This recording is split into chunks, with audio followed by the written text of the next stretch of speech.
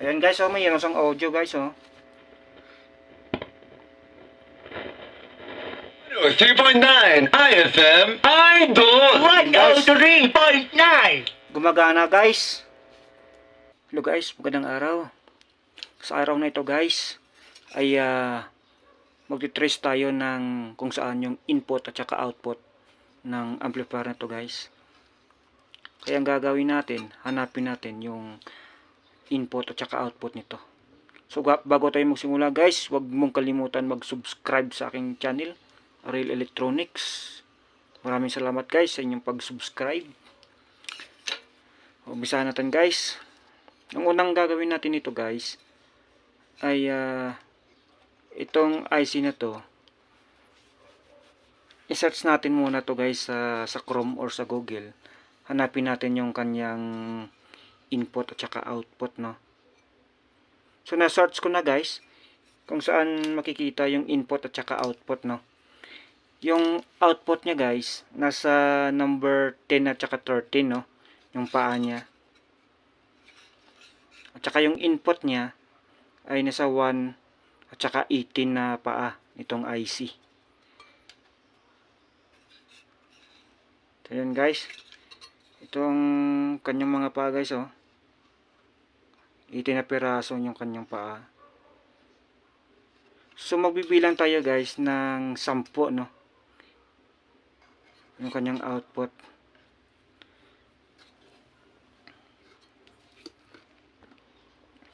So ngayon guys, bibilangin na natin. Ito yung 1 guys, oh. Ito ang kanyang 1. 1, 2, 3, 4, 5, 6, 7, 8, 9, 10. Itong paano to guys, dito yung unang output kasi stereo ito guys, no. At saka yung 13 yung pangalawang output niya. 11, 12, 13. So dito guys yung kanyang isang output. Dito muna tayo guys sa 10. Hahanapin natin kung saan ito pumupunta. I-trace natin to guys. Ayan, ito guys. Meron siyang chamber dyan, oh. Ito guys, oh, may go ahead. Chamber po yan. At ang katabi niya ay ito yung kanyang, ito guys yung kapasitor. Ito guys, oh. Ito ang kanyang output. At saka yung 13, 11, 12, 13. Yung guys, 13. Hanapin lang natin. Ayan guys, may chamber din, oh. Ayan, may go ahead. At ang katapat niya ay isang ano rin ito guys, no, isang ayan, oh. Ito guys, oh, yung kanyang isang output. Itong dalawang ito guys, ito yung kanyang output. So ang gagawin natin dito ay lagyan muna natin ito ng output. So meron tayong ano guys, ito yung ating speaker, no. Ayan guys, so speaker natin. Pagaganahin natin yung itong amplifier. Just lang tayo guys, ito ang kanyang speaker wire. Kakabit natin guys. Hanapin natin ang kanyang ano nito, ground.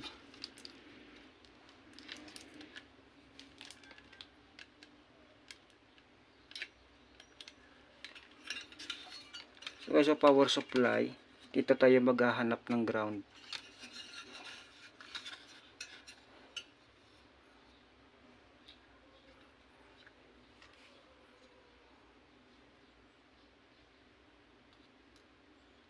Ito guys, oh, yung kanyang ground. Ayan. Yung gate na yan sa gitna. Ito ang kanyang negative at positive ito guys. Ito yung guys, oh, positive. Positive to guys. Ayan, oh, positive guys, oh.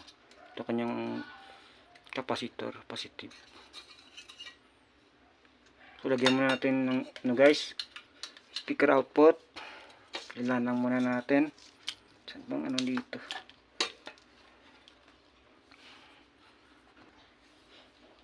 Tatanggalin muna natin to guys, yung dalawang wire.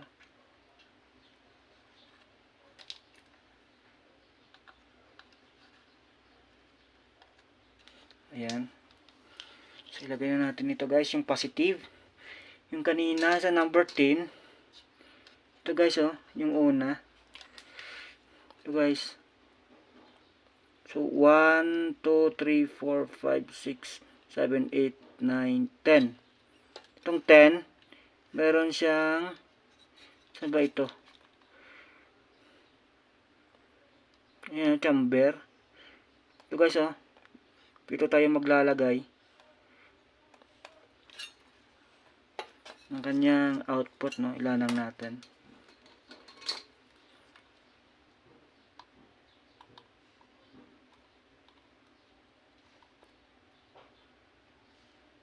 Yan guys, naikabit na natin. Tsaka yung ground. Dito na lang guys sa gilid, oh. Saan ba ito? Ground, ground, ground. Dito na lang guys, ground.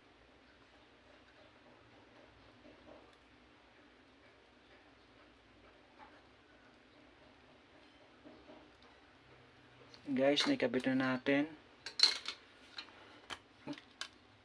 Tanggal guys. Kabit natin ulit.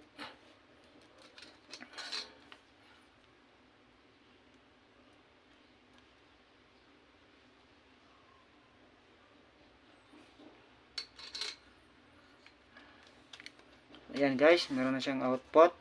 Ito guys, so output din ito. Kasi stereo ito guys. Itong dalawa. Ngayon, hahanapin naman natin yung input nito guys. At saka meron naman ditong ano guys, oh. Wire.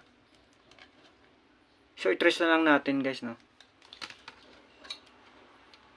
Kasi yung 1 at saka 18, yung kanyang input. Ito guys, so 1. Ayan, 1. Malapit natin. Yan guys, yung 1. Tingnan natin, i-trace natin. Ayan. Pupunta siya rito hanggang dito. So, okay na to guys. Yung kanyang input 1, no. Itong input 2, 18. Ito. I-trace natin. Ito ang kanyang, diba ito? Pumupunta. Ito guys, oh. Kaya na mayroon na siyang wire guys, oh, nakakabit. So, hayaan na lang natin yan. I-test muna natin kung tama guys. Yung ground niya. Ito guys, ground, ground. O, tama naman guys yung ground. Kakabit dito guys, oh. Stereo to guys. Ito guys, oh. So, ngayon lagyan natin ng audio guys. Kung gumagana. So, lagyan muna natin guys ng ano, power supply. Ito kanyang transformer. Ito kanyang power supply guys, oh. Nagawa ko guys. Ayan. So, ikabit natin itong negative.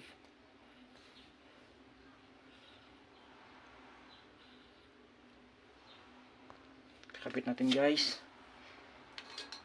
Yung kanyang negative guys, oh.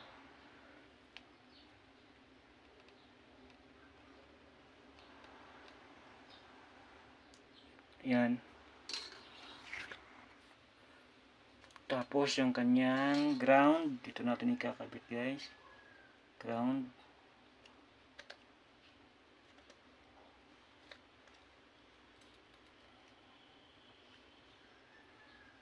Yan guys, nakabit na natin. Tsaka kanyang positive. Ito yung ground sa gitna. Ito yung isang paa, yung positive. Kabit natin.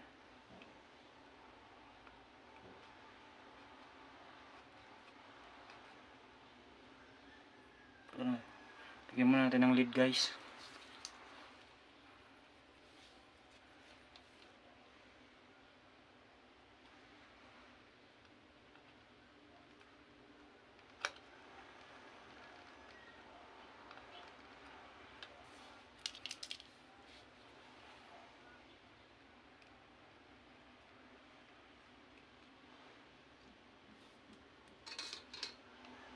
Ayan guys, nalagyan na natin ng power supply. Tapos ang kanyang input guys, ayan na, meron na siyang jack. Ayan guys, so input. Test natin.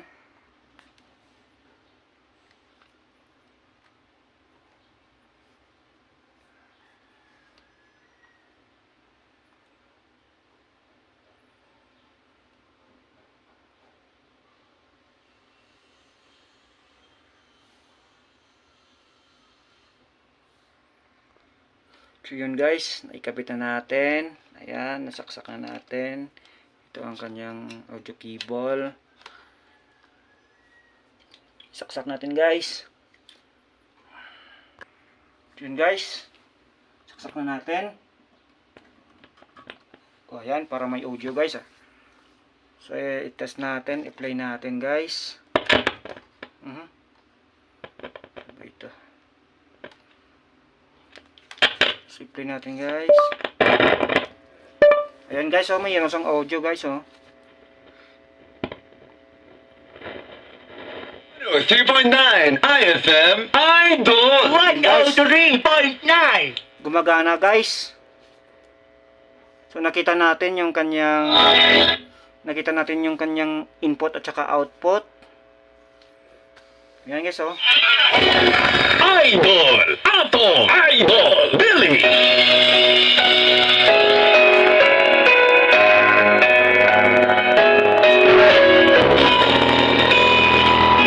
Lakas.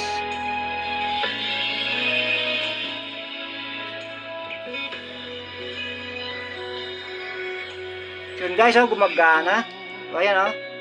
Gumagana guys yung power supply.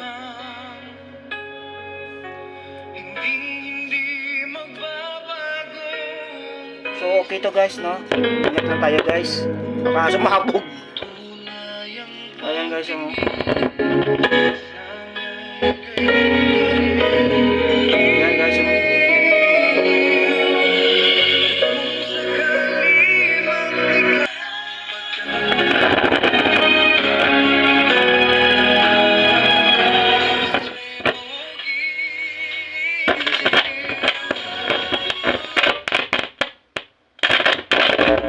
Ayan guys, so gumagana guys.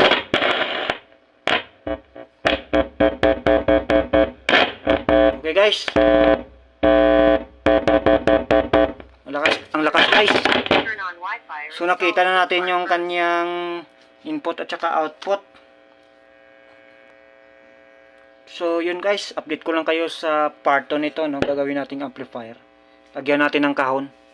So maraming salamat guys sa inyong panonood.